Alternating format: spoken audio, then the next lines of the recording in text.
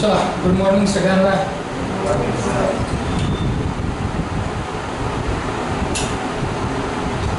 मला सगळ्यांना माहीत आहे की दर सॅटर्डेला एका दुसरा सॅटर्डे काही कारणाने जात असते, परंतु प्रत्येक सॅटर्डेला आपण ज्या ज्या एक्झामचं नोटिफिकेशन आलं त्या एक्झामबद्दलची माहिती घेत असतो किंवा नोटिफिकेशन येणार आहे त्याही एक्झामची माहिती घेत असतो आणि आलेल्या नोटिफिकेशनचा अभ्यास कसा करायचा, त्याचं प्लॅनिंग कसं करायचं, येणाऱ्या नोटिफिकेशनचं प्रिपरेशन कसं करायचं, त्याचं प्लॅनिंग कसं करायचं, हे सगळं मित्रांनो आपण चला चर्चा करूया. ही चर्चा करूया म्हणजे तुमच्याकडनंही झाली पाहिजे आणि ती इकडनंही झाली पाहिजे. आज आपण आता काही दिवसापूर्वी जी IBPSचं जे नोटिफिकेशन पब्लिश झालं आहे, कोणतं नोटिफिकेशन आहे तर IBPS RRB. हे जे IBPS RRB आहे, या IBPS RRBचं हे नोटिफिकेशन आहे. तुम्ही जर का इथं बघत असाल तर तुम्हाला ते दिसत असेल IBPS RRB. आता RRB हे नेमकं काय आहे? RRB या रिजनल रूरल बँक्स आहे. आता रिजनल रूरल बँक्स किती आहेत हे या नोटिफिकेशनमध्ये सगळं मेन्शन केलेलं आहे. मी ते तुम्हाला सांगणार आहे. पण महाराष्ट्रात रिजनल रूरल ज्या बँका आहेत त्यातली लिडिंग बँक आहे महाराष्ट्र ग्रामीण बँक. माहिती आहे ना तुम्हाला?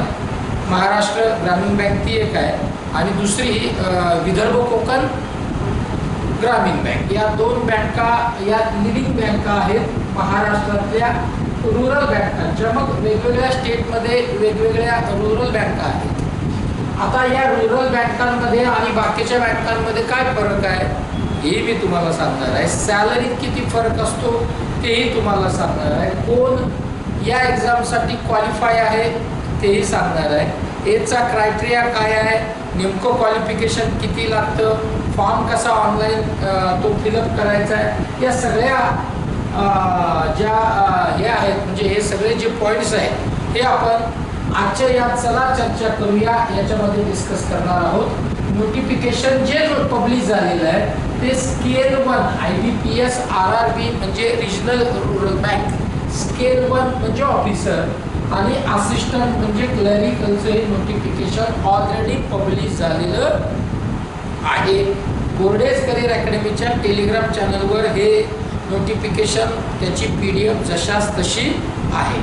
आता जे जे एलिजिबल कॅन्डिडेट आहेत त्या सगळ्यांनी न चुकता आज किंवा खूप तर खूप उद्या हा फॉर्म ऑनलाईन ॲप्लिकेशन हे करून टाकायचं आहे. कारण याची जी लास्ट डेट असेल, मला वाटतं काहीतरी 26-27 लास्ट डेट त्याची आहे.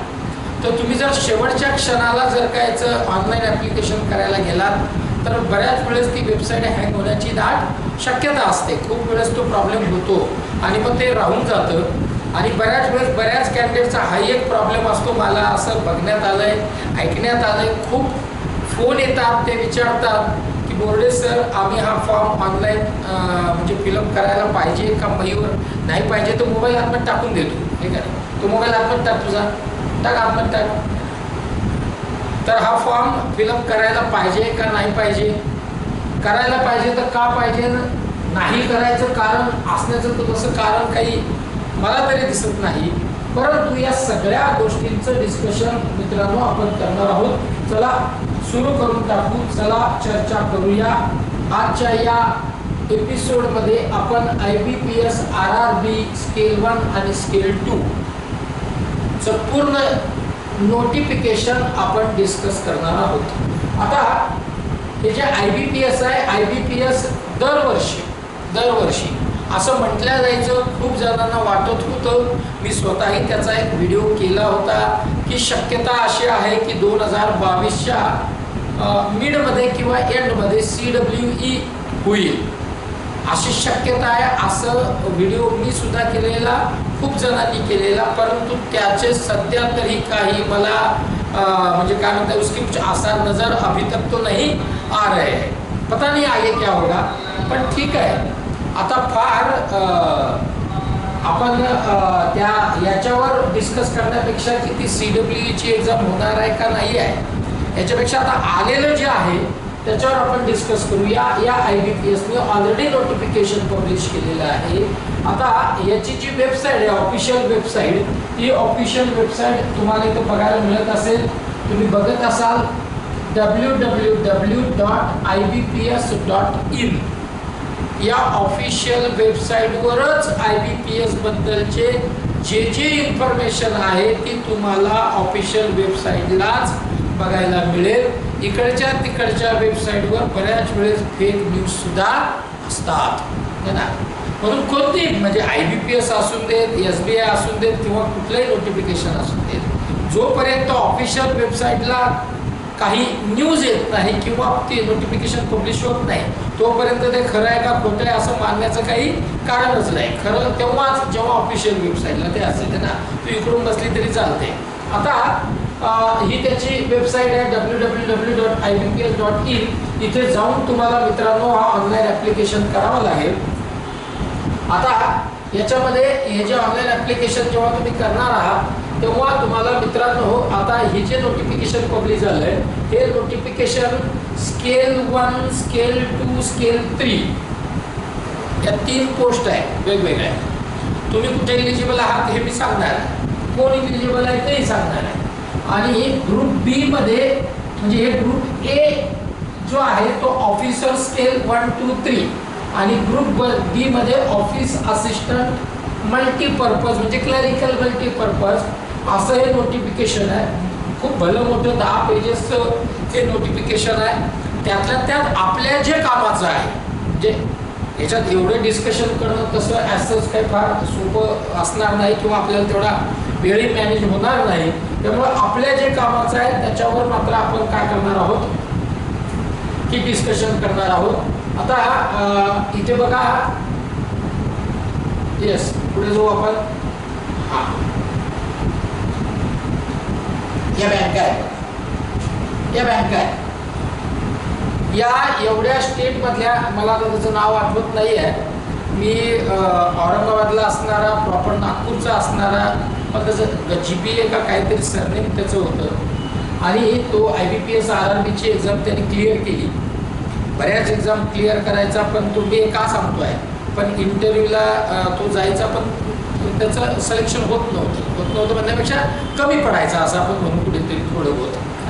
आणि IBPS RRBचा त्याचा रिझल्ट आला आणि बिहारमधली जी ग्रामीण बँक होती ही त्याला मिळाली. म्हणजे मी त्याने मला विचारलं की सर आता अप्लाय कसं करू, म्हणजे महाराष्ट्रातनं करू का तिकडच्या बँका, म्हणजे मला जर का तिकडच्या बँका मिळाल्या तर काय, म्हणजे मी जाऊ का नको जाऊ है ना. तर मी त्याला स्पष्ट शब्दात सांगितलं होतं की बिलकुल जा. आपण जाणार कुठे आहोत, बिहारमध्ये. बिहार हे काही भारताच्या बाहेर नाही.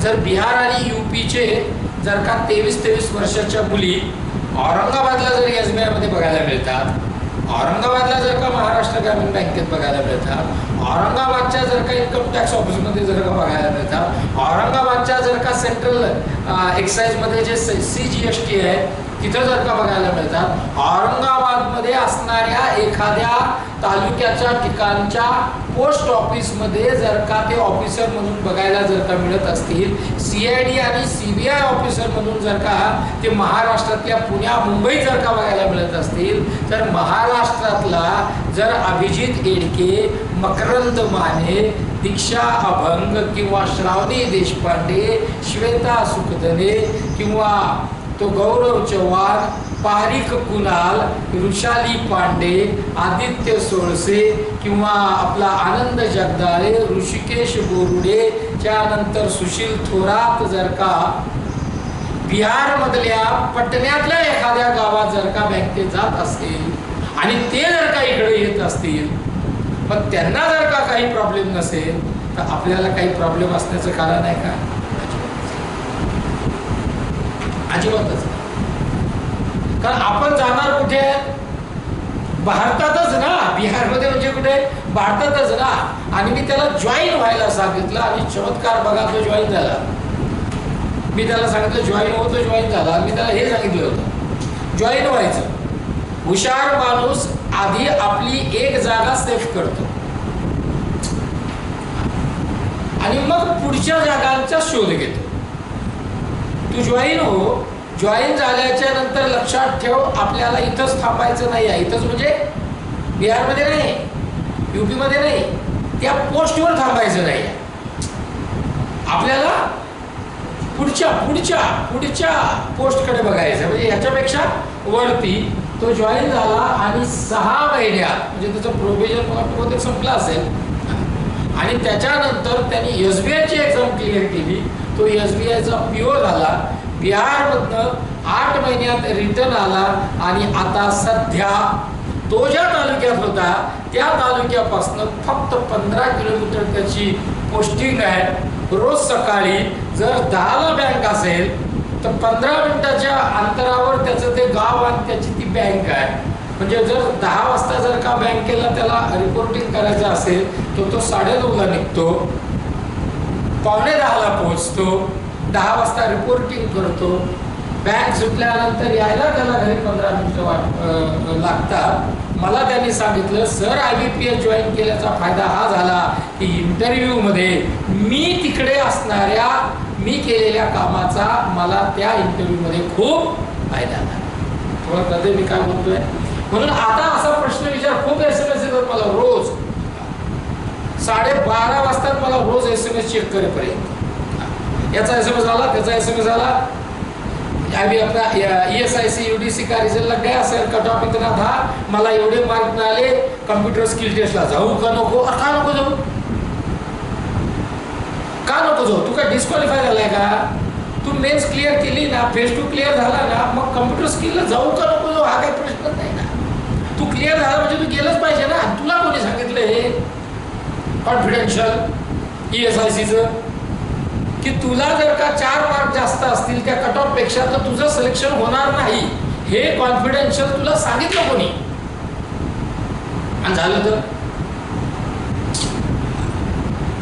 करून पश्चाताप केलेला कधीही चांगला आहे, न करता पश्चाताप करणं हे थोडंसं अवघड आहे. आणि मग काय होतं माहिती आहे का, मी हे का सांगितलं, आपण आपलं कमी, आपण दुसऱ्यांचं फार ऐकतो पण त्याला फॉलो पण करतो. कोणीतरी सांगतं असं, इतना कम है, तेरे 5 ज्यादा है, तेरे 7 ज्यादा है, तुझे 8 जास्त आहे, काय उपयोग होणार नाही, एवढे पडलेत पुढं. तुला कोणी सांगितलंय?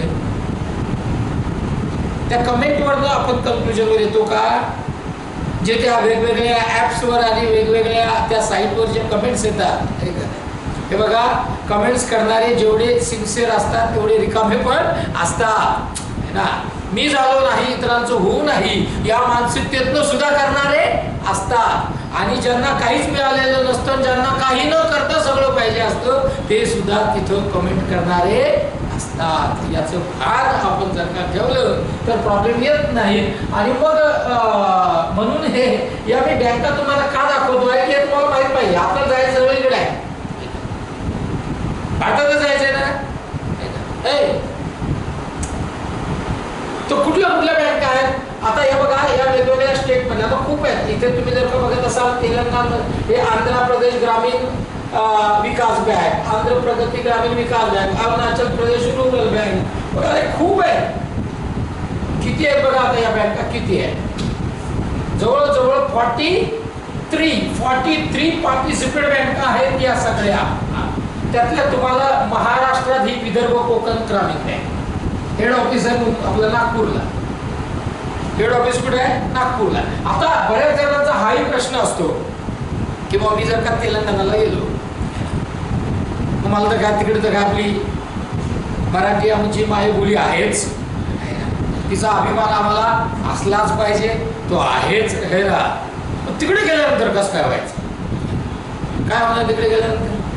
हे काय होईल? काय प्रॉब्लेम थोडाच येईल ना. मग जर का तिकडनं येऊन जर का मराठी ते शिकू शकतात तो मराठी माणूस असा आहे, तो जर का त्यांनी ठरवलं तर तो काही करू शकतो, फक्त तो ठरवत नाही, हाच एक मोठा प्रॉब्लेम आहे ना. आणि म्हणून ते काय तुम्ही डोक्यात ठेवूच नका की तिकडे गेल्यावर काय होईल, लँग्वेजचे प्रॉब्लेम होतील का, याचे प्रॉब्लेम होतील का, त्याचे प्रॉब्लेम होतील का. खरं तर इथं बोलायला नाही पाहिजे की ऑनलाईन होणार आहे म्हणून थोडंसं रिस्ट्रिक्शन आहे ना. अदरवाईज सांगितलं असतं की भारताचे प्राईम मिनिस्टर बघा म्हणजे लक्षात येईल की काय आहे, तुम्ही ठिकाणावर अजूनही आलेले नाहीयेत. तुम्ही अजूनही महाराष्ट्रातला माणूस हा जागेवर आलेला नाहीये. पण इथं थोडं रिस्ट्रिक्शन आहे ना, बोलता येणार नाही, उगा भानगडी व्हायच्या नंतर त्यामुळं थांबलेलं बरं आहे. पण आपण हा विचार कधीतरी केला पाहिजे. म्हणून एवढ्या 43 बँका 43 बँका आहेत. 43 बँका याच्यात मित्रांनो पार्टिसिपेट होणार आहे.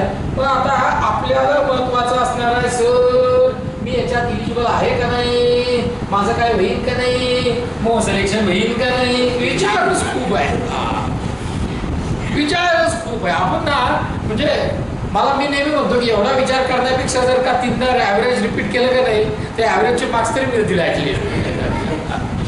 आपण विचारच खूप करतो, सिलेक्शन होईल का नाही, मला जमेल का नाही. काल गाडी काढता काढता एका लायब्ररीतनं उतरणारी एक मुलगा मला भेटला. मुलगा दोघी होते, मुलं आणि मला बरेच मुली आणि मुलं होते तिथे. आणि मला भेटले, मी गाडी आणि त्यांनी मला थांबवलं. मला म्हणले बोर्डे सर थांबा. कोणी आपल्या क्लासमध्ये काही दिसत नाही, जुने चेहरे काही दिसत नाही ना. कारण चेहरा किती जरी जुना झाला म्हणजे आता जर का मला ऋतूच्या 10 वर्षानंतर जरी भेटली, अख्ख्या महाराष्ट्रात जर महाराष्ट्राच्या बाहेर जरी कुठे भेटली तरी मी नावानिशी सांगेल की ही ऋतुजा आहे. इतका मी पक्का माणूस आहे मयूर. कुठे जरी कोणी जरी भेटला म्हणजे मी जर का गाडीत असलो, कोणी जर माझ्या गाडीने माझ्या बाजूने गेलं, त्यांनी चेहऱ्यावर किती जरी असा जोरात तो काय म्हणतात पट्टी रुमाल किंवा आपलं ते मास्क घातलेला असला तरी मी नक्की फोन करून सांगणार की तू आता माझ्या बाजूने गेलेला आहे, हे गेलंय. तेही परेशान होईल किंवा हे कसं गुरुजीने ओळखलं आहे ना. तर तो म्हणजे कसं तुम्हाला मी सांगतो आहे की बरेच फोन येतात, सर मी इलिजिबल आहे का नाही, मग मला काय मी फॉर्म भरू शकतो का नाही. आपण फॉर्म वगैरे नोटिफिकेशन कधीच वाचत नाही, आपण वाचत काहीच नाही. पूर्ण नोटिफिकेशन व्यवस्थित वाचलं पाहिजे, काय त्याच्यात दिले काय नाही दिलं ते बघितलं पाहिजे. नाही तर मग डेट ऑफ बर्थ माझी ही आहे, मग सर माझं एज किती आहे असे सुद्धा SMS मला आलेले आहे. म्हणजे डेट ऑफ बर्थ त्याची आणि एज सांगायचं आपण नाही का, आणि त्याला व्हायचं बँकेचा ऑफिसर. आता बघा ना तुम्ही, आता बघा आहे ना. मग त्याला जर का फोन करून जर का मी असं म्हणलं की तुला जर डेट ऑफ बर्थ जर का काढता येत नसेल आणि चुकून जर का तू बँकेत गेला, ती राहील का, कोण बँक राहील का. मी जर असं म्हटलं तर मग कसं वाईट वाटतं. काही बोलतात सर, मग खरं बोलतात ना. तुला आता तुझी डेट ऑफ बर्थ नको काय यायला, तुला ती काढता नको काय यायला. डेट ऑफ बर्थ काय फार अवघड आहे का. मग आता इलिजिबल कोण कोण आहे, इलिजिबल क्रायटेरिया काय काय आहे. म्हणजे मित्रांनी पाठवलेले व्हॉट्सअपवरचे सगळे जो शब्द ना शब्द वाचणार, त्याच्यात काही लपेल आहे का तेही वाचणार नाही का. नाही म्हणजे काय त्याच्यात काही अर्थ निघतो का तेही समजून घेणार. म्हणजे ते डोकं बाकी चालतं तिथं. नोटिफिकेशन नाही, पूर्ण नोटिफिकेशन वाचण्याच्या मूडमध्येच नसतात. पण आता एक नोटिफिकेशन इलिजिबल कोण कोण आहे, तर इलिजिबल मित्रांनो इलिजिबिलिटी क्रायटेरिया बघा काय काय आहे. आता हे काय वाचण्याची गरजच नाही की सिटीजन ऑफ इंडिया आहे का, हे काय विषयच नाही. पण आता याला इलिजिबल जो आहे इलिजिबिलिटी क्रायटेरिया मित्रांनो हा पुढे थोडासा, आता हे आपलं फार काही महत्वाचं कामाचं नाही आहे. हा एज बघा, क्वालिफिकेशन पुढे आहे. एज बघा, एजचा जो क्रायटेरिया आहे ऑफिसर स्केल 3. आता हा जो स्केल 3 आहे ना हा सिनियर मॅनेजरची पोस्ट आहे. Officer scale 3. आता हे नोटिफिकेशन तुम्हाला फार अगदी मला माहित नाही तुम्हाला ते दिसेल का नाही दिसेल, पण तुम्ही ते वाचल्यानंतर ती PDF आहे बोर्डेच्या टेलिग्रामला, तुम्ही ती बघा.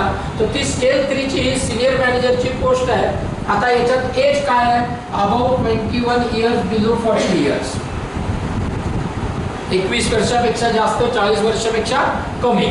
And candidate should not have been born earlier than, त्याचा जन्म झालेला नको कोणत्या तारखेला घटनेच्या आधी 3/6/1982 1982च्या आधी, कधी 3/6/1982च्या आधी नको आणि 31/5/2001 च्या नंतर सुद्धा नको. त्याच्यामध्ये जर का असेल तर तू या स्केल 3 सिनियर मॅनेजर साठी काय आहे, एलिजिबल आहे. त्यानंतर मित्रांनो स्केल 2 ही मॅनेजरची पोस्ट आहे. स्केल 2 याचं त्याला काय एक्सपिरियन्स वगैरे लागतो का काय आहे ते सगळं पुढे आहे, ते नंतर सांगतो. आहे का नाही तेही पुढे सांगतो. स्केल 2 मॅनेजरच्या याचं एज आहे अबाउट 21 इयर्स बिलो 32 इयर्स. 21 वर्षापेक्षा जास्त पाहिजे किंवा कंप्लीट झालेलं पाहिजे आणि 32 वर्षापेक्षा आपलं काय जास्त नको. कॅन्डिडेट मग तो जन्म त्याचा काय आहे 3/6/1990 आणि 31/5/2001 म्हणजे 3/6/1990 आणि 31/5/2001 याच्यामध्ये त्याचा जन्म झालेला असला पाहिजे. त्याच्यात एज रिलॅक्सेशन वगैरे काय आहे ते पुढे सांगतो बघा. ऑफिसर स्केल 1 म्हणजे पीओ असिस्टंट मॅनेजर, ज्यासाठी तुम्ही सगळे एलिजिबल असू शकाल, जे एलिजिबिलिटी आहे ते. ऑफिसर स्केल 1 पीओ याला आपण म्हणूया पीओ असिस्टंट मॅनेजरची पोस्ट आहे. क्रायटेरिया काय आहे, अबाव 18 इयर 18 वर्ष कंप्लीट पाहिजे आणि बिलो 30 इयर्स म्हणजे 18 आणि 30च्या मध्ये त्याचं जे काय म्हणतात त्याचा जन्म आहे तो कधी झालेला असला पाहिजे 3/6/1992 च्या आधी नको आणि 31/5/2004 च्या नंतर नको. कळतंय का मी काय बोलतोय ते, की 3/6/1992 च्या आधी नको आणि 31/5/2004 च्या नंतर नको. लक्षात घ्या.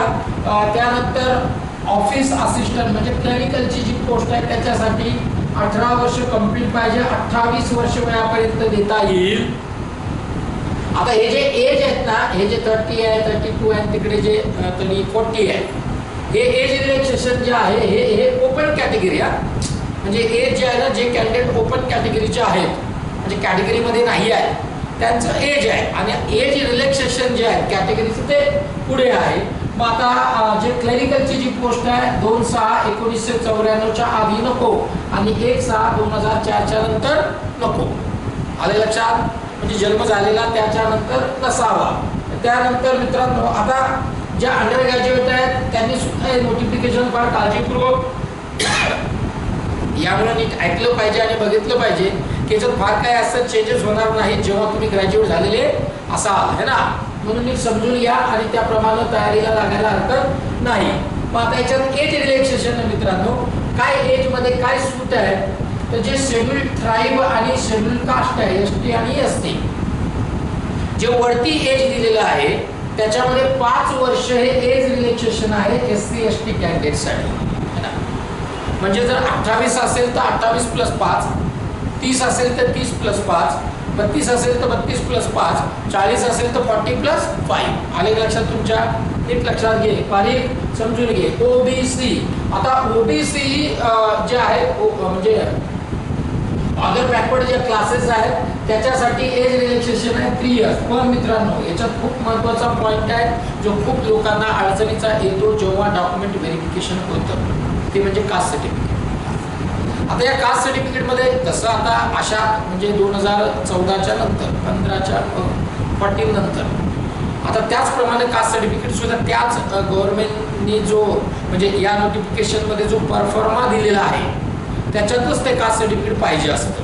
आता ते येतं पण तरी पण तुम्ही एकदा तुमचं कास्ट सर्टिफिकेट त्या परफॉर्मानुसार आहे का हे चेक केलं पाहिजे. जे एससी एसटी आणि ओबीसी कॅन्डिडेट आहेत ज्यांच्याकडे ते सर्टिफिकेट आहे. आलं का लक्षात.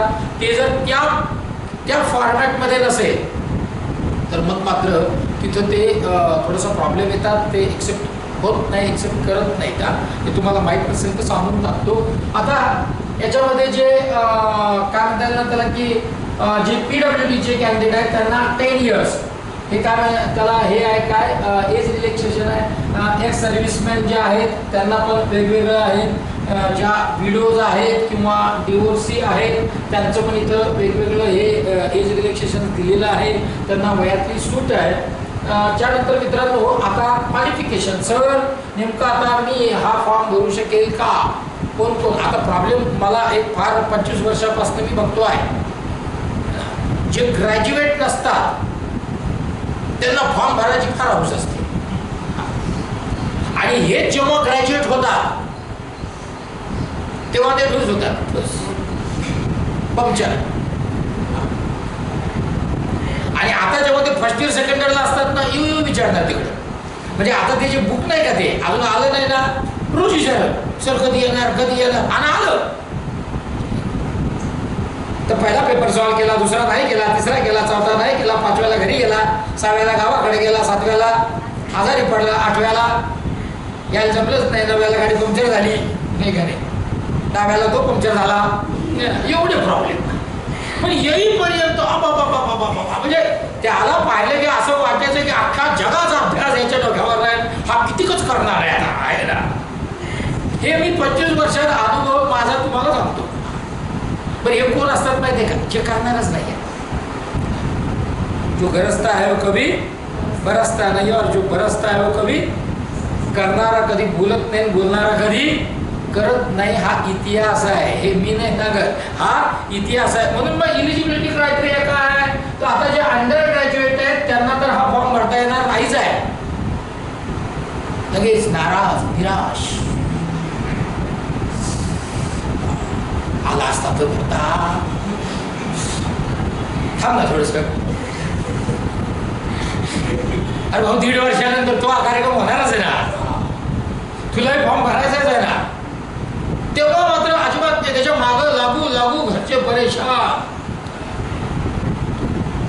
यांनी घरच्याकडनं पैसे घेतले, फॉर्मच नाही मला. असे पण आहेत, असे पण आहेत. मी फॅक्ट सांगतो तुम्हाला, मी 25 वर्षात मला एवढे अनुभव आणि एवढे एक्सपिरियन्सेस आले, एक से बढ़कर एक से बढ़कर. म्हणून अंडर ग्रॅज्युएट वाल्यांनी फार अगदी काय म्हणता त्याला, आज तुम्ही घरी गेल्यानंतर जेवलाच नाही असं तुम्ही करणार नाही आहे ना. पण तुमच्यासाठी सध्या तरी हे नाही आहे, पण हे तुमच्यासाठीच आहे. हे जर का तुम्हाला आत्ता कळालं ना, तर जेव्हा तुम्ही तुमच्या हातात ती डिग्री आलेली असेल त्याच वर्षी तुमच्या हातात अपॉइंटमेंट लेटर असेल. आणि खूप चांगलं आहे. तुम्हाला पाहिल्यानंतर आता हा मंगेश आहे, सचिन आहे, तिकडे काय त्याचं नाव तो प्रमोद दिसतोय, आहे थोडासा जरा कार्यक्रम त्याचा थोडासा जरा मागे पुढे, पण ठीक आहे की नाही. तो पियुष आहे, तो मयूर बघ दिसतोय मला, ही दिव्या, ही दुसरी दिव्या, त्यानंतर निकिता, बघा ना किती लांबून आली ती, हे की नाही, 450 किलोमीटर तिचं गाव आहे ना. त्याच्यानंतर ही शिवकन्या, श्रावणी सुद्धा अगदी सेकंड इयरला असताना मला वाटतं श्रावणी या क्लासला होती, ऋतुजा, ही प्रांजली आहे ना. हे किती किती चांगलं आहे की तुम्ही फार अगदी फर्स्ट इयरला ॲडमिशन घेतल्यानंतर तुम्ही डिसिजन घेतलं की आपल्याला प्रिपरेशन करायचं आहे. पण हे जो टेम्पो असतो ना, हा कायम काय झाला पाहिजे, टिकला पाहिजे. हे जे तुमची जी काय म्हणतात त्याला, तुम्ही जी लढवई या भूमिकेत सध्या आहात, तर ही कायम असली पाहिजे. नाही तर आपली तलवार आता आहे का नाही, धार लागलेली आहे, ग्रॅज्युएट झाला मॅन नाही का नाही, तसं नको व्हायला ना, तसं नको व्हायला. आपला प्रॉब्लेमच तिथं आहे ना. पण असं जर केलं नाही तर किती प्रॉब्लेम येतात. जर तुमच्या आजूबाजूला बसणाऱ्याला थोडंसं जरा तुम्ही डिस्कस करा, म्हणजे ते तुम्हाला प्रॉपर गाईड करतील, हे खरं आहे ना. तर ते थोडं आजूबाजूच्याशी आपण डिस्कशन केलं पाहिजे. पण घाबरू नका, लेट जरी झाले तरी थेट तुम्हाला पाठवल्याशिवाय राहणार नाही, का नाही. घाबरायचं अजिबात नाही. हा सुशील सुद्धा अगदी लिंबुटुंब होता आहे ना, फार लिंबुटुंब होते, आहे का नाही.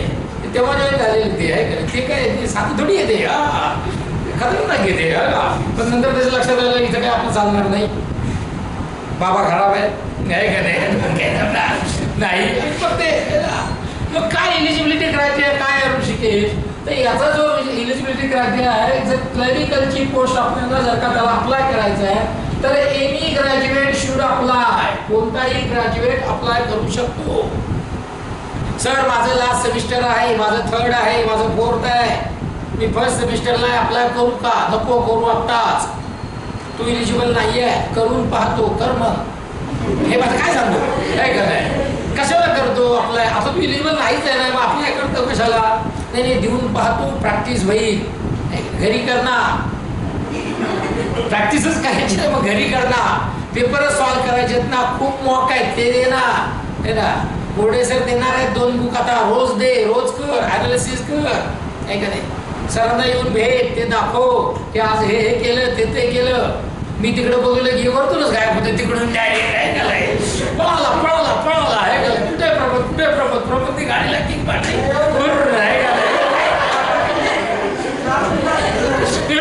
प्रमोद म्हणजे तू नाही रे, असं आठवलं म्हणून सांगितलं, असं आहे का नाही, तुला म्हणून तुम्ही म्हणलोय मी, तर असं सांगतोय मी, तर तसं नको व्हायला की एनी ग्रॅज्युएट शुड अप्लाय. कोणताही ग्रॅज्युएट अप्लाय करू शकतो, कुठलाही ग्रॅज्युएट. सर माझे पर्सेंटेज एवढे आहेत, इतकेच आहेत, इतकेच आहेत, इतके आहेत, इतके आहेत, मी गोल्ड मेडलिस्ट आहे, मी गोल्ड मेडलिस्ट नाही आहे, मी निवड काठावर पास झालो, भाई ना काय होत नाही, नाही का नाही, असं काही नाही. मला वाटते 5 दिवसापूर्वी लोकमतला एक न्यूज होती, IAS ऑफिसर आहे, त्यांनी त्याची मार्कशीट टाकली होती, तुम्ही ती बघितली का, वाचली का, मला तर मला लक्षात नाही राहिलो, मला तुम्हाला इथे दाखवायची होती. 35% मार्क आहेत त्यांचे, किती, 35% मार्क्स 12thला. 12वीला फक्त 35% मार्क. आता कोण आहे, IAS आहे. हो, आपल्या आधीच्या मार्कांवर असं काही डिपेंड असतंय का, कुछ नाही होता. मी ते 25 वर्षापासून सांगत होतो, तुला 10वीला किती मार्क्स आहेत, 12वीला किती आहेत, तू गोल्ड मेडलिस्ट आहे का, याच्यावर तुझं पुढचं बनणं डिपेंड आहे, असं काहीच नाही आहे. कोणी बनू शकतो, कोणीही बनू शकतो. म्हणजे जर का मला 10thला जर का 40% मार्क्स असतील, 12thला जर का मला 35% असतील, म्हणजे मी काय बँकेचा ऑफिसर होऊ शकत नाही असं काही नाही आहे, किंवा मी IAS ऑफिसर होऊ शकत नाही असं काही नाही आहे, कोणीही होऊ शकतं, है ना. तोच विषय आहे. मग खूप फोन येतात, खूप सर एवढे मार्क आहेत, तेवढे मार्क आहेत, आणि तर मार्कांचं बंधनच नाही ना माझ्या. एनी ग्रॅज्युएट शुड अप्लाय, कुठलाही ग्रॅज्युएट अप्लाय होऊ शकतो. तुम्हालाही सांगतो, तुम्हाला सगळ्यांना सांगतो, जो ऑनलाईन आहे त्यांना पण सांगतो, अजिबात आपल्या मार्कांना धरून चिंता करायचं नाही. 10th आणि 12thच्या किंवा डिग्रीच्या, त्याच्यावर तुमचं सिलेक्शन डिपेंड नाहीच आहे, काय नाही आहे. हा, एक मात्र लक्षात ठेवायचं की जितने अब मिले उससे ज्यादा आगे मिलने चाहिए, बस एवढंच लक्षात ठेवायचं. आणि जगातला कोणताही स्टुडंट, कोणताही कॅन्डिडेट कोणतीही एक्झाम क्लिअर करू शकतो. कोणालाच असं होत नाही की त्याला ही एक्झाम क्लिअर करता येणार नाही, याला ही एक्झाम क्लिअर करता येईल. आणि मग ते असतं, ते घरातल्या घरात पॅरेंट्स सुद्धा कंपॅरिझन करतात, घरातल्या घरातच कंपॅरिझन असतं. तुम्ही बघा, ते तुमच्यासमोर नसतील करत, आमच्याकडे आले तर करतात, सांगतात, बोर्डे सर तो जो मोठा आहे ना तो बरा आहे, 2 नंबरचा फारच चांगला आहे, 3 नंबरचा त्याच काही करत नाही. तुम्हाला कोणी सांगितले, ठीक आहे ना, त्याचे काही मार्क्स कमी आले असतील, याचा अर्थ तो काय आयुष्यात काही बनणार नाही का, ते तुम्ही त्याच्या डोक्यात निगेटिव्हिटी भरून देणार का. उलट तुम्ही त्याला म्हणा ना की बा तू होऊ शकतो, नाही होऊ शकतो. हा, त्याला समजून सांगितलं पाहिजे, त्याला समजून घेतलं पण पाहिजे, है ना. काहीतरी कारणं असतात ज्याच्यामुळं आपण कमी पडतो, पण ते कारणं दूर करणं पण तो आपल्याच हातात आहे ना, ते काय दुसऱ्यांच्या आहेत का, अजिबात नाही. मग याला पर्सेंटेजची अट नाहीच आहे मित्रांनो. कोणीही एनी ग्रॅज्युएट शुड अप्लाय, कोणीही अप्लाय करू शकतो.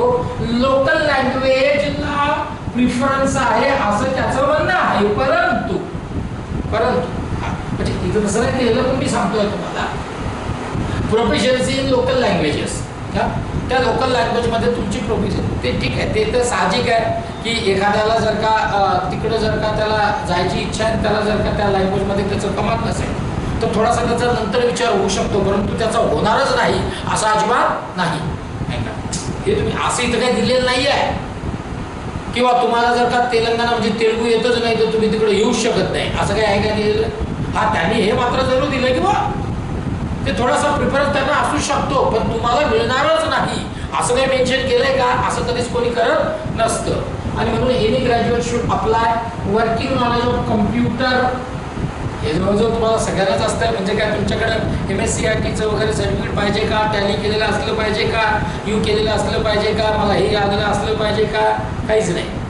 तुमच्या MSCITच्या टॅलीच्या अजून काय असतील त्याच्या सर्टिफिकेटची इथं गरज नाही. Any graduate should apply. जर तुम्ही क्लिनिकलसाठी अप्लाय करत असाल, ऑफिसर स्केलसाठी अप्लाय करत असाल तर bachelor degree in any discipline from the recognised university or its equivalent कुठलाही ग्रॅज्युएट अप्लाय करू शकतो. आता त्याच्यानंतर ऑफिसर स्केल 1 साठी असं त्याने दिलंय की कुठलाही कॅन्डिडेट अप्लाय करू शकतो, परंतु preference will be given to the candidate having degree in agriculture, horticulture, forestry, animal husbandry. असं का? हा प्रश्न तुम्हाला पडला पाहिजे. असं का? ते यासाठी कारण बऱ्याच वेळेस ज्या POच्या ज्या पोस्ट असतात त्या POच्या पोस्टमध्ये सुद्धा वेगवेगळ्या पोस्ट असतात. फील्ड ऑफिसर आहे, ॲग्रिकल्चर फील्ड ऑफिसर आहे. मग आता ॲग्रिकल्चर जर फील्ड ऑफिसरमध्ये जर का त्याला पाठवायचं असेल तिकडे, तर त्याची जर का ॲग्रिकल्चरची डिग्री झालेली असेल तर तो माझ्यापेक्षा म्हणजे मी ॲग्री नाही आहे, मी प्लेन ग्रॅज्युएट आहे. मग माझ्यापेक्षा मकरांकडे जर ॲग्रीची असेल तर त्यांना तो फायद्याचा आहे ना जास्त. पण याचा अर्थ ते मकरांलाच घेतील आणि मला घेणार नाही असं पण होणार नाही. हे पण तुम्ही नीट लक्षात घ्या. हे झालं ऑफिस असिस्टंट आणि ऑफिसरचं. त्यानंतर मित्रांनो ऑफिसर स्केल 2. आता या ऑफिसर स्केल 2 ची जी पोस्ट आहे ती जनरल बँकिंग ऑफिसर मॅनेजर. इथे मात्र थोडंसं नीट समजून या. Bachelor degree in any discipline from recognised university degree पाहिजे. 50% मार्क्स इन ॲग्रिगेट पाहिजे. आणि the preference will be given to the candidate having degree in banking, finance, marketing, agriculture, horticulture, forestry, animal husbandry, veterinary science, agriculture, engineering. त्याच्यानंतर बरेच आहेत, law, economics, management, accountancy, AI. यांना मात्र preference असेल है ना. पण अप्लाय मात्र एनी डिग्री कोणी ग्रॅज्युएट करू शकतो. मिनिमम 50% त्याचे काय पाहिजे मार्क्स पाहिजे. ठीक आहे. आणि इथे एक्सपिरियन्स आहे मित्रांनो 2 years as an officer in a bank of financial institution. 2 वर्षाचा तिथं काय आहे एक्सपिरियन्स आहे या स्केल 2 साठी. Officer scale 2 specialist officer. आता हा जो आहे तो बँकिंग ऑफिसर मॅनेजर आहे, हा स्पेशलिस्ट ऑफिसर आहे मॅनेजर. याच्यासाठी पण बघा इन्फॉर्मेशन टेक्नॉलॉजी ऑफिसरची पोस्ट आहे स्पेशलिस्ट ऑफिसर मधली. Bachelor degree from recognised university in electronics and communication, computer science, information technology, equivalent with minimum of 50% marks in aggregate. Experience 1 year in the relevant field म्हणजे याच्यात. पण च्या बरोबर certificate in काय काय ते ASP, PHP. आता हे सगळे कम्प्युटरशी रिलेटेड या लँग्वेजेस आहेत है ना. या लँग्वेजेस असल्या पाहिजेत. C++, जावा, VB, VC आणि OCP या लँग्वेजेस त्याला आल्या पाहिजेत तर तो याला अप्लाय करू शकेल किंवा यस दिलंच सर्टिफिकेट पाहिजेच आहे त्याला. 1 year एक्सपिरियन्स आहे. त्यानंतर मित्रांनो इकडे चार्टर्ड अकाउंटंट म्हणजे या ऑफिसर स्केल 2 मध्ये जी स्पेशलिस्ट ऑफिसर आहे त्याच्या चार्टर्ड अकाउंटंटची पण एक पोस्ट आहे. त्याच्यामध्ये मग CA from institute of chartered accountant of India है ना. त्याला 1 year as a chartered accountant असा एक्सपिरियन्स लागतो. लॉ ऑफिसरची पण पोस्ट आहे, वेगवेगळ्या पोस्ट आहेत. लॉ ऑफिसर आहे तुम्ही इकडे बघा त्याचं जे हे दिलेलं आहे म्हणजे काय म्हणतात त्याला की एक्सपिरियन्स आणि बाकीच्या ज्या सगळ्या ज्या एलिजिबिलिटी क्रायटेरियासाठी लागलेल्या जे काही आहे ते सगळं इथे दिलेलं आहे. लॉ ऑफिसर, त्याच्यानंतर treasury manager, marketing officer, agriculture officer, हे सगळं इथे दिलेलं आहे. वेगवेगळ्या या पोस्ट आहेत. तुम्ही ते नोटिफिकेशन वाचून घ्या म्हणजे तुमच्या लक्षात येईल. आता ऑफिसर स्केल 3 मॅनेजरची जी सिनियर मॅनेजरची जी पोस्ट आहे ती याच्यामध्ये minimum 5 year experience as an officer in the bank or financial institution. हे तुम्हाला का सांगतोय, तुम्हाला मेसेज याची गरज नाही. यासाठी सांगतोय की तुमच्या कोणी कॉन्टॅक्टमधलं असतं ना, बऱ्याच असतं, आपल्या रिलेटिव्हमधलं असतं, आपल्या घरातलं कोणीतरी असतं तर तुम्हाला हे माहीत असावं जेणेकरून तुम्हाला त्याला सांगता येईल. बॅचलर डिग्री पाहिजे, 50% मार्क्स पाहिजे आणि the candidate having degree diploma in banking, finance, marketing, agriculture कशा कशात पाहिजे ते दिलं आहे. 5 वर्षाचा एक्सपिरियन्स आहे. ठीक आहे. तर एवढ्या सगळ्या पोस्ट, त्याला लागणारं क्वालिफिकेशन, त्याला असणारा एक्सपिरियन्स है ना, तो सगळा इथे मित्रांनो दिलेला आहे. त्याच्यानंतर ऑनलाईन ॲप्लिकेशन कधीपर्यंत करता येईल, तर 7 तारखेपासून ऑलरेडी सुरू झालेला आहे. 7 जून पासून 27 तारीख त्याची लास्ट डेट आहे ऑनलाईन ॲप्लिकेशनची. मग 27ला सकाळी जातो, ट्राय करतो, मग ते हँग होतं, याला कंटाळा येतो, याला भूक लागलेली असते. मग तो काय करतो, तो जो कम्प्युटरवाला असतो, जे ऑनलाईन जिथं त्याला फॉर्म भरायचा त्याच्याकडे सगळे डॉक्युमेंट देऊन टाकतो. त्याच्या हिशोबाने तो फॉर्म भरतो, तो चुकतो, एखादा डॉक्युमेंट त्याचं हरवतो सुद्धा तिथं, आणि मग सगळी कुंभाबाब होते. असं अजिबात करायचं. आपण स्वतः बसायचं, आपण स्वतः नीट चेक करायचा आणि तो फॉर्म भरून घ्यायचा. 27 तारीख त्याची लास्ट आहे, म्हणून 24, 25, 26ला भरू नका. 20, 21च्या आधीच तो आपला ऑनलाईन ॲप्लिकेशन झालं पाहिजे. ठीक आहे. आता याची फीस किती आहे सर, याची फार चिंता असलीच पाहिजे, असलीच पाहिजे. कारण ज्या दिवशी तुम्हाला याची चिंता सतावेल त्या दिवशी या चिंतेतून मुक्त व्हायचे मार्ग सुद्धा तुम्हाला शोधता येतील. जसे महावीरांनी शोधले, जसे बुद्धांनी शोधले. चिंता वाटायला लागली का नाही तर मग मुक्तीचा मार्ग शोधायला माणूस सुरुवात करतो. चिंताच नाही आहे तर मुक्ती पण नाही आहे. हे दोघांनी फार किती हजारो वर्षापूर्वी लिहून ठेवले आणि सांगितलं सुद्धा, फक्त आपण वाचलं नाही आहे. वाचलं पाहिजे म्हणजे आपल्याला कळतं. मग चिंता, फीस, सर ऑनलाईन ॲप्लिकेशन करायचं आहे, मग फीस किती, त्याची किती आहे, 175 रुपये आहेत जर SC ST कॅन्डिडेट आहे, 850 रुपये आहे for all other candidate. 850 for all other, SC ST 175, officer scale 1, 2, 3 साठी. ऑफिस असिस्टंट म्हणजे क्लरिकलसाठी 175 रुपये. सेम तेच आहे, सेम तेच, सेम. मग हे कसे भरायचे, डायरेक्ट बँकेत भरू का, IPPSला पाठवू का, कुरिअर करू का, पोस्टात पाठवू का, NEFT करू का, फोनपे करू का, गुगल पे करू का, असे मेसेज आहेत, असे मेसेज आहेत है ना. तसं काहीच करू नको. Bank transaction charges for online payment करायचं आहे. Fees intimation charges will have to be borne by the candidate. हे सगळं तुम्हाला करायचं आहे ना. सर तुमच्याकडूनच होऊन जाऊ दे आता, नाही असं होणार नाही, तुम्हाला करावं लागणार आहे ना. काळजी घे, ऑनलाईन फीस भरावी लागणार आहे. चला पुढे चला. सर काय काय नेमकं सब्जेक्ट काय काय आहेत, काय काय आम्हाला तिथं काय काय. बऱ्याच जणांना तर ते जेव्हा त्यांचं, आता मला असे खूप फोन येतात, रोज येतात, उद्या एक्झाम आहे, मामाचा फोन आला तिकडून त्याच्या, मामाचा फोन आला, सर माझ्याजवळ उद्या पेपर आहे. अरे वा, चांगली गोष्ट आहे. कशातून अभ्यास करायचा आज, आणि पेपर कधी आहे, उद्या. काय सांगायचं त्याला, सांगायचं काय, काही सांगा, काही द्या, पण द्या. अरे भाऊ पाय नाही, यांच्या चेहऱ्याकडे झाले असे सुकून गेले सगळे. रिपीट करून नाही का, यांना एवढा प्रॉब्लेम ते असं एका दिवसात होतं का, 15 दिवसात होतं का, एका महिन्यात होईल का. मग आता याची आता मी का सांगतोय, काय काहींना त्याचा पोर्शन माहीत नसतो, पॅटर्न माहीत नसतो, सिलेबस माहीत नसतो, ऑनलाईन ॲप्लिकेशन करून टाकतो है ना.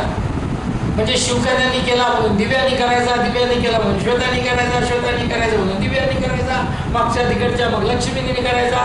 लक्ष्मी म्हणली मी करून टाकलंय ऑनलाईन ॲप्लिकेशन, रेणुका तू घरी का होईना पण तिथून कर, आहे का नाही. भले क्लासला नाही आली चालती रोज आहे ना, पण करून टाक ऑनलाईन ॲप्लिकेशन आहे ना. काय फरक पडतो आहे ना, ती करून टाक.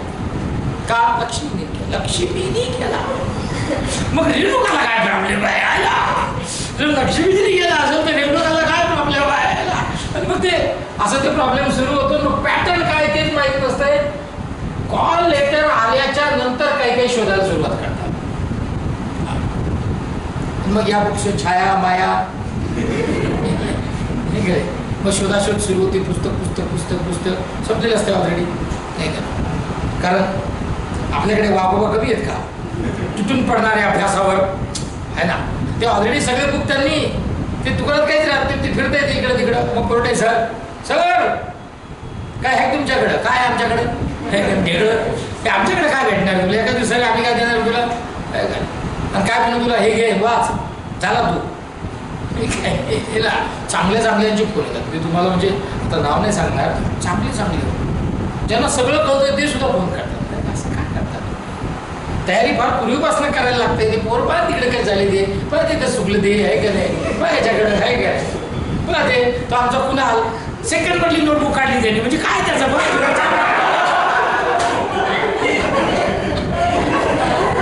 दुसरी तो दुसरीच होता तेव्हाची नोटबुक त्याला बाहेर काढली. आता मला सांगा हे प्रोग्रेस करिअर अकॅडमीचं सक्सेस आहे का नाही आहे? हा, दुसरीतली नोटबुक रद्दीतून काढायची वेळ त्याच्यावर येत असेल तर याच्यावर तुम्ही अंदाज लावा की बोर्डेस करिअर अकॅडमी त्याच्या मागं किती लागली असेल. रद्दी शोधून राहील ते पुढे आहे आणि ते दुसरीतली काढली की तू शिकच आहे काय पण जुन्या जमान्यातली येते. हा काढली त्याने ती काय त्याच्या कामाला आता ना माझं हे एवढं करणार आहे. आणि मग तुम्ही एक दिवस आधी फोन करून विचारता की काय करून कसं करून आहे काय करणार नाही काळजी. मग आता काय याचं नेमकं नेम ऑफ द टेस्ट आहे काय, ऑफिस असिस्टंट क्लरिकलसाठी 2च सेक्शन आहेत मित्रा.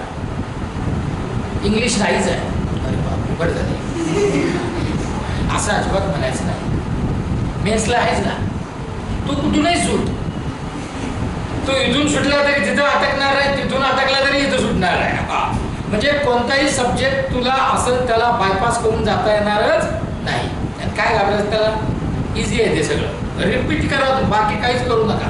Revision, repetition, practice, mock success, संपला विषय सगळा विषय संपला. मग आता काय काय आहे आता ती बघा. निकिताच मला काल सांगत होती सर सुरुवात केली तेव्हा 0, दुसऱ्या दिवशी 1, 3 दिवसानंतर 3, 8 दिवसानंतर 5 आणि 10 दिवसानंतर 15. असंच ना, पडलाच ना फरक, असंच असतं. अरे हिरो पासून 0 होण्यापेक्षा 0 पासून हिरो झालेलं काही वाईट आहे का? काय हिरो था 0 बन गया, किती वाईट आहे. 0 से हिरो बनना अच्छा आहे ना, त्यामुळे घाबरायचं नाही. मग आता 2च आहे क्लरिकल ऑफिस असिस्टंट साठी रिझनिंग आणि न्यूमेरिकल ॲबिलिटी म्हणजे maths. Test of reasoning maths, number of question 40 दोन्हीचे मार्क्स 40 दोघांना सगळे मार्क्स आहेत 80, टोटल मार्क्स आहेत 80, 80 आणि याला टाइम आहे 45 मिनिट, खूप जास्त आहे असं आपण वाटायला पाहिजे. आपल्याला ज्या दिवशी असं वाटेल ना की 45 टाइम फारच 45 मिनिट खूपच कमी आहे, समजून घ्यायचा आपला अभ्यास कमी आहे, आपल्यालाच कॉन्फिडंट नाही आहे. आणि ज्या दिवशी वाटेल ना 45 अरे मोर दॅन सफिशियंट आहे, समझ लेना पढ़ाई ऊंचाई पर है, पढ़ाई अब ऊंचाई पर है. नाही तर आपल्याला आपल्या युनिव्हर्सिटीचा पेपर 3 तासातही होत नाही आपला, राहूनच जाते काही ना काहीतरी जवळ म्हणजे डोक्यात असं आहे का नाही है ना. तर तो पार्ट वेगळा आहे. 45 मिनिट खूप जास्त आहे, 2च सेक्शन आहेत मित्रा. मग ही प्रिलिमिनरी आहे. हा ही प्रिलिमिनरी आहे, 2 आहेत रे बाबा. बरेच जण मला फोन करतात बोर्डे सर बरं आधी बरं होतं, एकच एक्झाम होती, एकदाच गेला पुन्हा आला, पुन्हा गेला. हो बरोबर आहे, तेव्हा एकच होती, आता 2 झाल्या. काय बिघडलं, उलट चांगलं झालं. जितकी चालणी होईल तितकी चालणी होईल. आई जेव्हा घरात दळण दळत असते, बायको जेव्हा घरात दळण दळत असते, बहीण जेव्हा दळण दळते तेव्हा ती डायरेक्ट त्या गिरणीत नेऊन टाकत नाही, आधी ती तिच्या चालणीत घेते, त्याला चालते. का चालते, जे खराब आहे ते वरती राहावं, जे चांगलं आहे ते कामाला यावं. समजतंय का नाही. म्हणून प्रिलिमिनरी आणि मेन्स आहे. यात्रेला सगळेच जातात, दर्शन सगळेच घेत नाहीत, सगळ्यांना होत सुद्धा नाही, झालं तरी पावत नाही. मनात असावं लागतं. भक्ती ही मनात पाहिजे. भक्ती पैशात कधीच मोजल्या जात नाही. देव कधीच म्हणत नाही तिकडं ये, तो म्हणतो इथून जरी केले तरी चालेल, कुठूनही आवाज दे, मी तिथंच आहे. एवढा लांब यायची काय गरज आहे. आपल्याला हाऊस ट्रेननी जाईन, खिडकीच्या बाहेर पाहिन, आहे का नाही, आपल्याला हाऊस ऐकायला आहे.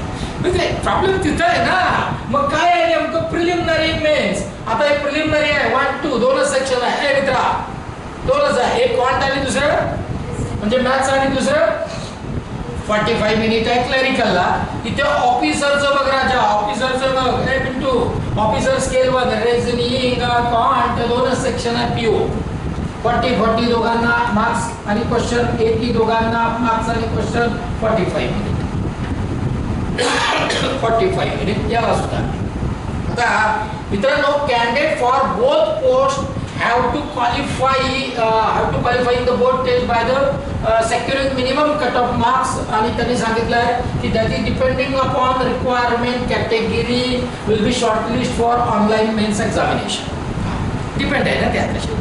तुम्ही कोणत्या कॅटेगरीचे आहात, ओपन आहात, ओबीसी आहात, एससी आहात, एसटी आहात, जागा किती आहेत, या सगळ्यांवरती काय मित्रा डिपेंड आहे ना. मग आता पुढे तो काय म्हणतोय ते नीट समजून घ्या. हे झालं तुमचं प्री आणि मेन्स. पण कोणतं आहे?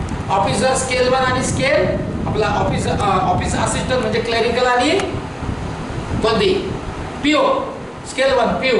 त्यानंतर मेन्सची एक्झाम. आता प्रिलिमिनरी क्लिअर झाली नाही झाली की तुला मेन्सला जावं लागेल. फारच फार कंटाळा येतो. एक एक्झाम झाली होती, जर सिलेक्शन झालं असतं तर बरं झालं असतं. आता मेन्सला कसं काय होईल? प्रिलिम तर झाली, मेन्स क्लिअर होईल का? 100%. जो प्रिलिम क्लिअर करू शकतो तो मेन्स क्लिअर करू शकतो, करतो. काहीच अवघड नाही. प्रिलिमिनरी क्लिअर केली याचा अर्थ तू 90% मेन्स सुद्धा क्लिअर केलेली आहे, नाही ना. कारण प्रिलिमिनरी आणि मेन्समध्ये सब्जेक्टमध्ये काही फरक नाही. थोडीशी लेवल मागे पुढे होऊ शकते. टॉपिक बदलत नाहीत का? बदलतात? नाही बदलत. अरे प्रीलाज असा धक्का उठाओ, इतनी पढ़ाई तेरी प्री में चाहिए कि मेंस की पढ़ाई तेरी प्री में हो जानी चाहिए. काय चिंता करतो? मेन्स सब्जेक्ट कोणते आहेत? मेन्सला असिस्टंट म्हणजे क्लरिकलला रिझनिंग आहे मित्रा. 40 क्वेश्चन आहे, 40 मार्क्स आहेत. 40 क्वेश्चन आहे, 50 मार्क्स आहेत. त्यानंतर कम्प्युटर नॉलेज आहे, 40 क्वेश्चन आहे, 20 मार्क्स आहे. जनरल अवेअरनेस 40 क्वेश्चन, 40 मार्क्स आहेत. इंग्लिश लँग्वेज 40 क्वेश्चन, 40 मार्क्स आहे. हिंदी लँग्वेज यातली कुठली तरी एक चूज करायला लागते. एक तर हिंदी हे, नाही तर इंग्लिश घे. कोणती म्हणजे आता ते डिपेंड आहे तुमचं कमांड कुठे आहे त्याच्यावर डिपेंड आहे. पण मला जर का विचाराल तर मी तुम्हाला अगदी स्पष्ट सांगेल काय इंग्लिश. काय हिंदी आपल्याला आपण त्याला काय म्हणतात त्याला हे नसतो, यूज टू नसतो आपण त्या लँग्वेजला. आपली हिंदी खतरनाक आहे. उद्या मी आऊंगा ये ना, मग चुकत नाही म्हणलं आहे. हे आपले प्रॉब्लेम आहे. आपलं कमांड कुठेच नाही आहे. मराठीवर नाही, हिंदीवर नाही, इंग्लिशची बोंबाबोंब आहे. बाकी लँग्वेजेस न विचारात घेतलेल्या बऱ्या आहेत, हे खरं आहे. आणि म्हणून मग ते आहे तसं. ते मग कोणती तरी एक लँग्वेज चूज करा, डिपेंड तुमच्यावर आहे. क्वांट आहे, मॅथ्स आहे. म्हणजे असे 1 2 3 4 आणि 5 आहेत. टोटल नंबर ऑफ क्वेश्चन आहे 200, मार्क्स आहे 200. 2 तासाचा वेळ आहे मित्रा. हे कुठे आहे? कुठे आहे? क्लरिकल ऑफिस असिस्टंट आहे ना, क्लरिकल. मग नंतर पीओ साठी बघ मेन्स चालू आहे. रिजनिंग इथे पण आहे, कम्प्युटर आहे, अवेअरनेस आहे, सेम आहे. दोघांपैकी एक चूज कर. मॅथ्स आहे, 200 मार्क्स क्वेश्चन आहे, 200 मार्क्स आहे. 2 तासाचा वेळ आहे, खूप जास्त आहे. 2 तासाचा मित्रा वेळ आहे. आता candidate can opt either 4A और 4B. मी आता सांगितल्याप्रमाणे म्हणजे एक तर इंग्लिश किंवा हिंदी. तुम्हाला ते तुमच्यावर डिपेंड आहे तुम्हाला काय करायचं आहे. चला बरं, चला बरं. मग आता please note for officer scale 1 and officer assistant. Okay ठीक आहे. हे सगळं आय डी प्रूफ वगैरे जे मेन एक्झामच्या वेळेस काय काय लागतं त्याचं ते सगळं मित्रा हे दिलेलं आहे. List of the version of test medium of examination for RRB for the post of office assistant and officer scale 1. Languages कोणत्या कोणत्या कोण देऊ शकतं म्हणजे कोणत्या लँग्वेजमध्ये. आंध्र प्रदेशमधले जे हा जो स्टेट आहे त्याच्यामध्ये medium of examination English, Hindi and Telugu. Arunachal Pradesh English Hindi, आसामी पण आहे बघा. Bihar English Hindi, Chhattisgarh English Hindi, Gujarat English Hindi and Gujarati. हे मागच्या वेळेसच झालं. मला वाटतं ती एक्झामच पोस्टपोन झाली होती त्यासाठी. किंवा रिजनल लँग्वेजेसमध्ये पण ह्या एक्झाम व्हाव्या. तुम्हाला जर आठवत असेल जे ऑनलाईनवाले असतील त्यावेळेचे कोविडच्या काळात जे मास्क घालून फिरत होते इकडे तिकडे आहे का नाही, त्यावेळेस मी व्हिडिओ केला होता. तुम्हाला आठवत जर का असेल तर हे रिजनल लँग्वेजमध्ये होणार आहे त्यासाठी पोस्टपोन झालेलं आहे ना. मग आता हरियाणा सगळ्या स्टेटमध्ये कोणत्या स्टेटमध्ये ते होणार आहे कोणत्या कोणत्या लँग्वेजमध्ये ती दिलं आहे. आता आपण कुठे गेलो, महाराष्ट्र हे इकडे आहे बघा, दिसतंय तुम्हाला 40 नंबर आहे बघा. Maharashtra English, Hindi, Marathi and Konkani. Marathi and Konkani किती चांगलं झालं का नाही, त्या रिजनल लँग्वेज. आता तर व्हायला पाहिजे की नाही सिलेक्शन. आता जरी होणार नसेल तर मग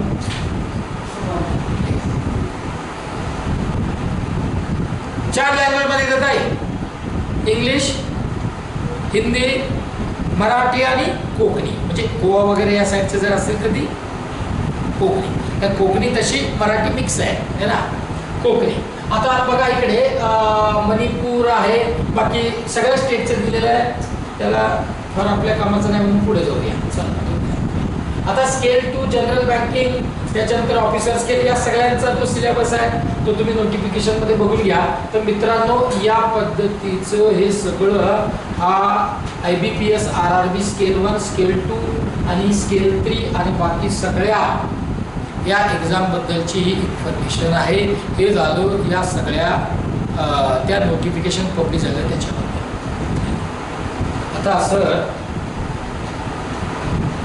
याचा अभ्यास कसं काय करायचं, काय करावं याचं, याची जी एक्झाम आहे ती एक्झामची डेट आहे बघा. येस, कधी आहे, tentative in the month of, कधी आहे, बरोबर ना, जुलै, ऑगस्ट, सप्टेंबर, ऑक्टोबर, नोव्हेंबर है ना. नाही इतक्या लेट नाही हे, that is IB NABARD. Yes, authority tentative in the month of August, August September, या त्याचे काय ऑगस्ट, सप्टेंबर, ऑक्टोबर. आता जर का आपण जून, जुलै, ऑगस्ट खूप आहे, मोर दॅन सफिशियंट आहे. करायचं काय, सोपं काम सांगतो तुम्हाला अगदी सोप्या भाषेत,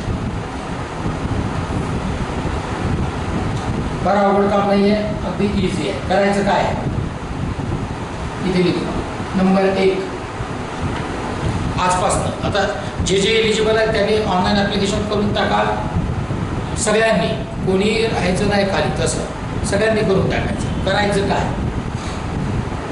जो जो टॉपिक तुमचा ऑलरेडी तुम्ही अभ्यास करत असाल, झालेला असेल, त्या टॉपिकचे पर डे रोज पार्ट, टॉपिक वाईज, एक टॉपिक त्याचे मिनिमम 40 क्वेश्चन करायचे. मिनिमम 40 म्हणजे रोजच्या रुटीन सोडून ना तुमचं मिनिमम 40, मॅक्झिमम किती करा, 40 क्वेश्चन केलेच पाहिजे. क्वांटचे 40, रिझनिंग जो टॉपिक झाला आहे किंवा तुमचा ऑलरेडी झालेला आहे 40 क्वेश्चन रोज. इंग्लिश आतापासूनच करून टाका, 40 question daily topic wise. Comprehension, para jumble, sentence collection, fillers, Fraser replacement हे सगळं करून टाकायचं रोज 40 क्वेश्चन. मग आता हे 40 क्वेश्चन झाले की मग त्या 24 तासामधनं 1 ते 1.5 तास असा काढायचा की ज्याच्यात आपल्याला करंट अफेअर्स वाचायचे आहेत सगळे, इन्क्लुडिंग कम्प्युटर. आताच हे करा, 40 क्वेश्चन करायला 1.5 तास लागतील, खूप झालं तर 2 तास लागतील. 6 ते 7:30 ते 24 तासामधनं क्लासचा वेळ सोडून जर करत असाल तर तो सोडून तुम्हाला 6.5-7 तास देणं फार काही अवघड काम नाही. नंबर 1. नंबर 2, तुम्ही काय केलं पाहिजे, प्रत्येकाने मॉक परचेस करून टाका ऑनलाईन, कोणती पण जी तुम्हाला वाटेल ती. मला सजेस्ट जर का करा असं जर का म्हटलं तर तुम्हाला कोणते करायचे ते सांगतो नंतर. मॉक घेऊन टाकायचं, परचेस करायचं, रोज एक मॉक द्यायची, रोज एक मॉक. ऑनलाईन पण द्यायची, ऑफलाईन तर आपण तशी करणारच आहोत.